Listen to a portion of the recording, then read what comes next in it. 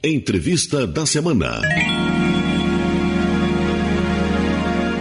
No quadro Entrevista, o assunto é a cultura do estupro, com a juíza de direito de segundo grau, Cíntia Beatriz da Silva Bittencourt Scheffer. A jornalista Tata Fronrose conversou com a magistrada. Juíza Cíntia, como podemos definir a chamada cultura do estupro? Bem, esse termo vem sendo utilizado justamente para demonstrar que a vítima, ao invés de ser a própria vítima, ela se torna culpada em razão da maneira como ela se veste, da maneira como ela se porta. Ou seja, dentro de uma sociedade bastante machista, se retira o fato do homem ter agredido, estuprado uma mulher, invertendo a posição em razão da forma como ela se portou. Uma pesquisa recente, divulgada pelo Fórum Brasileiro de Segurança Pública, afirma que 1 entre cada 3 brasileiros acha que se uma mulher estiver usando roupas provocativas, ela não pode reclamar caso seja estuprada. Isso tem a ver com a cultura machista que existe no Brasil? Sem dúvida nenhuma, porque a partir do momento em que você vai delimitar que tipo de roupa uma mulher tem que utilizar para não ser abusada sexualmente, para não ser vista como um objeto, você está entrando, obviamente, num mundo puramente machista, onde que ele vai definir se aquela forma de se vestir ou se portar é uma forma adequada para a mulher ou não. Enquanto que nós todos, seres humanos, temos a liberdade de nos vestirmos e de nos portarmos da forma que nós quisermos, sem que com isso se provoque qualquer tipo de mudança de comportamento em alguém. A cada 11 minutos, uma mulher é estuprada no Brasil. Ou seja, enquanto estamos conversando, uma de nós está passando por essa situação. O que a senhora acha que pode ser feito para tentar se evitar isso? Eu acredito que isso já é uma situação de muito tempo e que só está se tornando pública porque as mulheres começaram a denunciar mais recentemente, sair um pouco daquele âmbito doméstico ou do medo de ser julgadas, da própria vergonha, para poder definir e mostrar que isso não poderia mais voltar a acontecer nem com elas e nem com outras mulheres. Então, como se tornou, os números começaram a mostrar que a situação é alarmante, se começou a falar no assunto, se começou a tentar mostrar à sociedade que alguma coisa está errada, que nós precisamos mudar, que há necessidade de se impor um respeito em relação a todas as pessoas. Porque isso se vê na prática com muita frequência. Para quem trabalha no crime, isso é uma realidade, infelizmente, que se encontra a cada semana que nós enfrentamos julgamentos. Existem políticas públicas hoje para tentar se evitar esse tipo de violência contra a mulher? Infelizmente, a gente ainda está começando, a gente está pensando, está numa fase muito inicial a respeito deste assunto. O poder público ainda não criou mecanismos para atender as vítimas da forma como elas deveriam ser atendidas. Então, hoje você sofre, e ainda tenho impressão que os números são muito maiores do que esse, ainda há uma subnotificação, em razão de que há sim um julgamento por parte de toda a sociedade, inclusive a mulher, quando vai à delegacia prestar o queixa do que ocorreu, fazer o seu boletim de ocorrência. Então, isso até impede que muitas mulheres procurem o poder público porque não querem se expor. E quando, na realidade, são vítimas e precisariam de um tratamento específico. Além de se punir o agressor, olhar para elas ao trauma que isso vai gerar na vida de cada uma. Dizem que a violência contra a mulher começa já na infância. A senhora concorda com essa afirmação? Eu acredito que a violência familiar, não só com a mulher, mas com o homem também, ela começa assim na infância. Os pais, naquela ânsia de tentarem educar, de tentarem fazer com que os filhos sejam da forma como eles querem que sejam, eles praticam violências que acabam levando o indivíduo a provocar isso no futuro. Não é? Também na escola, também em todos os ambientes em que se vive. A violência ainda permeia a nossa sociedade. Muitas pessoas, no afã de querer justificar o estupro, acabam dizendo que se trata de uma doença, como seria o caso da pedofilia. Mas perante a justiça, como é que isso é tratado? Para o direito, o abuso sexual, ele, mesmo a pedofilia, que pode ter esse viés assim, de cunho de saúde mental, e ingressar nas parafilias, mesmo assim, para nós isso não tem uma relevância, porque todas as pessoas, muito embora possam ter esse desvio, possam ter qualquer tipo de insanidade em relação a essa situação, para nós no direito eles são imputáveis, eles sabem o que estão fazendo, eles têm capacidade de entender o que está sendo feito e o caráter criminoso daquela conduta. Então, pouco nos altera a condição do cidadão que praticou aquele abuso, a não ser que nos autos venha algum tipo de documento, de algum tipo de perícia, comprovando que aquele cidadão realmente tem problemas mentais, mas não pelo fato de ele ter praticado aquele crime, e sim por outras situações da própria vida dele.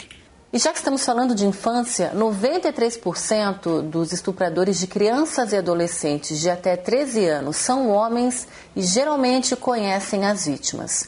A senhora acha que isso tem a ver com aquele pensamento de que mulheres e crianças ainda são propriedade dos homens? Acredito que sim, eu acho que há ainda um reflexo dessa cultura, de toda essa mudança histórica que a gente vem presenciando, que a gente vem estudando, mas eu acho que tem muito presente isso. Assim, a gente percebe muito em alguns locais, muito forte essa ideia de que a mulher, o filho, a filha é propriedade daquele pai e que ele tem o direito de ser o primeiro homem daquela menina, como se aquilo fosse uma coisa natural, como se naquela cultura aquilo fosse natural. E realmente não se pode negar que a grande quantidade de abusos sexuais ocorre com pessoas que são próximas à vítima, principalmente quando envolve criança e adolescente. Porque normalmente o que se vê é aquela pessoa que primeiro acaba atraindo a vítima pela confiança, pelo carinho, pelo afeto, depois começa a oferecer presentes e logo em seguida alcança aquilo que efetivamente estava querendo. O caso da adolescente que foi estuprada por mais de 30 homens no Rio de Janeiro acendeu uma luz e parece que todo mundo começou a se preocupar com o assunto. Mas o que a gente pôde ver é que muitas pessoas, inclusive mulheres, achavam que a adolescente deu motivos para que isso acontecesse. Como é que a senhora enxerga o fato de as mulheres também serem machistas? É toda uma questão cultural. Eu volto assim ainda nossas raízes históricas, a forma de educação dos filhos. Tudo isso tem muito a ver com aquilo que a gente traz de berço, aquilo das gerações passadas. Então, por quê? Porque a mulher tinha uma forma de comportamento, era necessário que tivesse aquela forma de comportamento para ser taxada de uma pessoa da sociedade. Se ela era rebelde, se ela tinha uma outra forma de comportamento, um desvio que não fosse aquele imposto pela família, ela já era rotulada de outras coisas. Essa moça em que ocorreu esse fato no Rio de Janeiro é mais um exemplo de quanto as mulheres são julgadas tanto no âmbito familiar, na sociedade, no próprio âmbito policial. Ninguém, me parece, se preocupa com o trauma que essa menina e com tudo que aconteceu com ela e com tudo que ainda vai gerar toda essa sucessão de abusos. Me preocupa essa ideia de que a menina merecia ou a menina pediu para que isso acontecesse. Evidentemente que nós não podemos de forma nenhuma julgar as atitudes da vítima, se ela estava na casa de alguém, se ela estava sozinha ou se ela estava... Isso é problema pessoal dela e nada disso serviria como pretexto para que fosse abusada por um ou por mais pessoas. O medo de ser violentada pode ser considerado um dos maiores medos femininos? Eu acredito que está dentre os maiores medos das mulheres, porque realmente você, com essas pesquisas que estão sendo divulgadas, essas informações a que as mulheres estão tendo acesso ultimamente, a gente verifica que isso é muito frequente. Nós temos muito medo de que isso possa vir a acontecer com você. Você está caminhando na rua de noite, certamente você vai olhar para trás para ver se não vem vindo alguém próximo, um homem, E já passa pela sua cabeça que isso talvez possa acontecer. Então, é uma coisa que preocupa tanto a nós mulheres, quanto as crianças, quanto os nossos filhos, quanto as adolescentes, enfim, todos aqueles que estão ali no convívio social. Existe algum tipo de perfil ou estudo que mostre o perfil das mulheres que sofrem esse tipo de violência?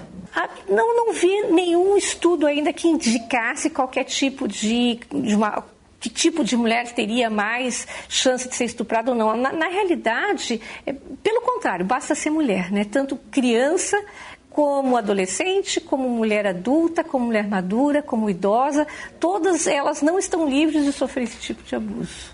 A senhora é integrante do Grupo de Monitoramento e Fiscalização na condição de Coordenadora Estadual da Justiça Criminal e Violência Doméstica e Familiar. O que vem sendo feito no Estado em relação a esse tipo de violência contra a mulher? Olha, nós estamos agora trabalhando junto com o Poder Público, junto com a Secretaria de Segurança Pública, para se fazer um protocolo específico que seja utilizado em todas as unidades policiais, da forma como a forma como os policiais vão agir em caso de estupro, justamente para se evitar que cada lugar seja de uma maneira e que a mulher seja julgada. Estamos indo também procurando um jeito de conseguirmos diminuir um pouco o dano daquela vítima, daquela mulher, daquela criança, que precisa se submeter a vários interrogatórios, a vários depoimentos e reviver toda aquela situação inúmeras vezes.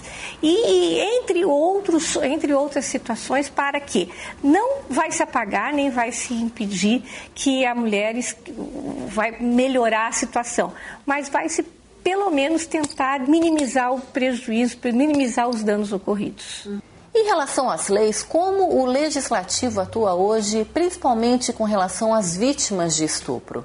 Na sua opinião, a senhora acha que elas recebem a acolhida necessária? É necessário que tivesse uma forma diferente de acolher essas vítimas, tão logo esse fato acontecesse, que nós tivéssemos também uma forma de, além de acolher, de incentivar que as mulheres, sem ser julgadas, pudessem denunciar o que vem acontecendo para se evitar a subnotificação, para a gente ter uma ideia real do que vem acontecendo no dia a dia em cada cidade. Então, porque muitas mulheres acabam não relatando, não procurando autoridade justamente pelo medo de ser julgadas. É necessário que muita coisa seja feita para que a gente possa minimizar o prejuízo que está acontecendo. Na opinião da senhora, a publicidade ou os programas de TV, por exemplo, podem ser considerados disseminadores dessa cultura do estupro? Eu não acredito nisso. Eu acho que se nós pensarmos dessa forma, a gente vai estar entendendo que o fato da mulher usar pouca roupa ou se portar de uma forma diferente do que se espera dela,